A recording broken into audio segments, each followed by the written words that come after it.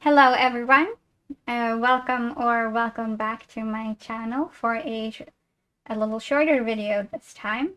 I haven't uploaded for so long because I've had a terrible 2025 so far. Things really started to look up for a little bit, but they very soon came crashing down again, so oh well, I guess. Now I'm making a fresh effort with a shortish video on a topic that occurred to me, the constant dilemma of which book to read next. I'm sure you know all about that.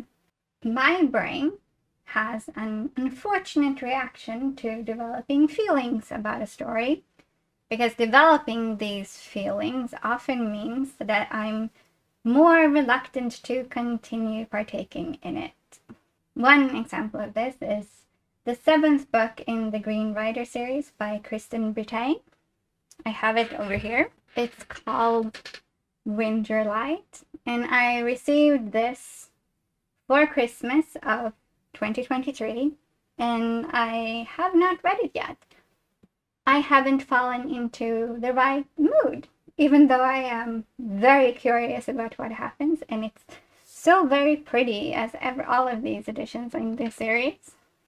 The more interested I am in a story, the less likely I am to gain the right mood, and I think I figured out why. One part is, of course, that for every piece of content that you consume, there is a chance that even the best laid stories will go to absolute shit, which is very disappointing. I think that's the primary reason for me not finishing TV series, though that's its own issue, I feel. Like, it was not at all surprising to me that when the series about Daredevil came out, I watched the first season. I liked it. I was interested.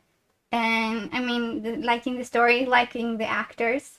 And I just didn't watch the season finale. I liked it a lot.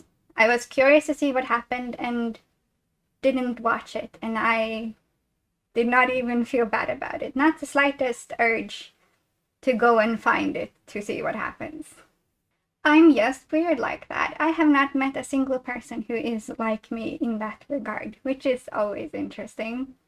And I did see the full thing a few years back, and it's fine, I guess. Didn't miss out on all too much. But oh well. With books, it's different, I think. As I experienced when reading Green Rider 6 Firebrand, that I just don't enjoy experiencing too much tension. It is too closely neighboring anxiety to be comfortable for me. When the tension gets too high in a book, as it did with the end of Firebrand, I have to skip ahead to get a glimpse about what happens next before going back to get through the hard part. Tension only arises when I become invested in a character. As opposed to another recent experience, I got Daughter of the Moon Goddess by Su Lin Tan for Christmas last. And even though I wouldn't trash it at all, I gained no emotion whatsoever for any of the characters. My experience reading it was very much like, oh, okay. Oh, okay. Oh, okay. From cover to cover. There was just something lacking, so I obviously value the tension that I find so hard to endure.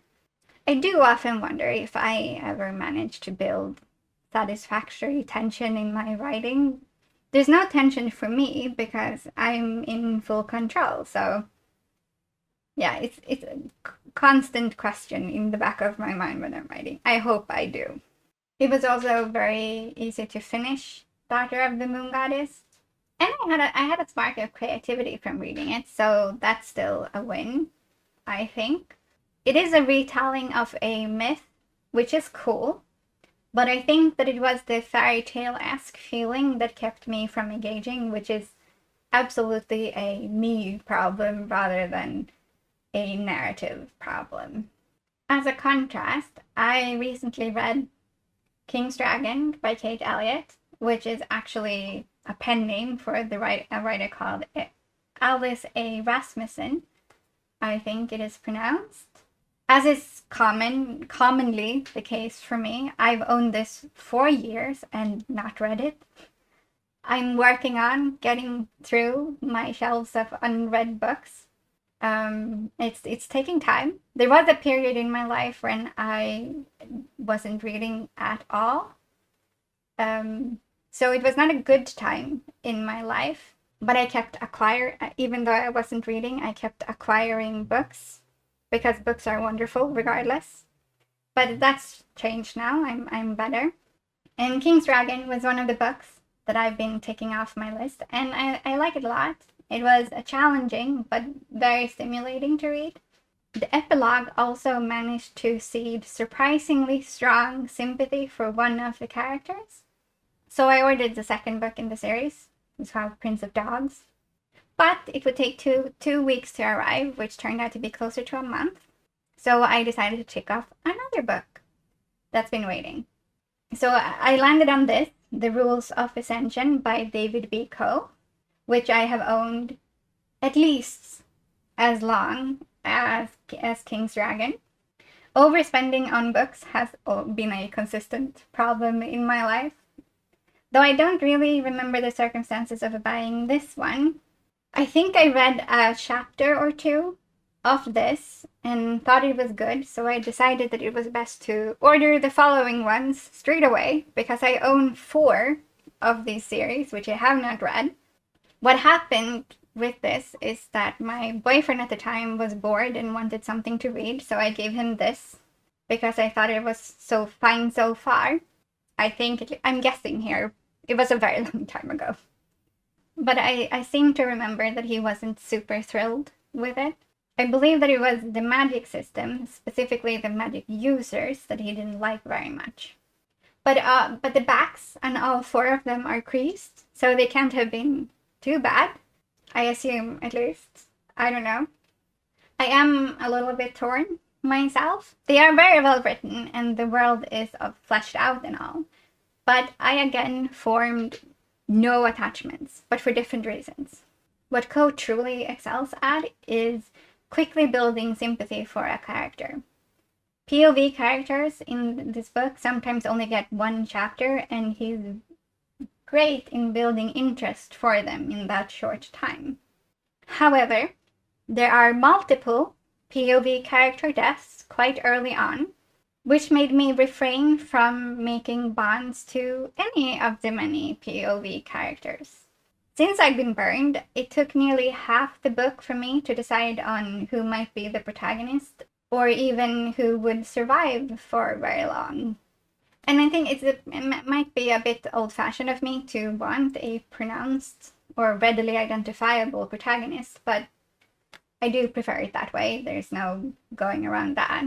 And I do need strong sympathy for one or a few characters, rather than a little bit of sympathy for a whole bunch of them, any which of whom might die at any moment.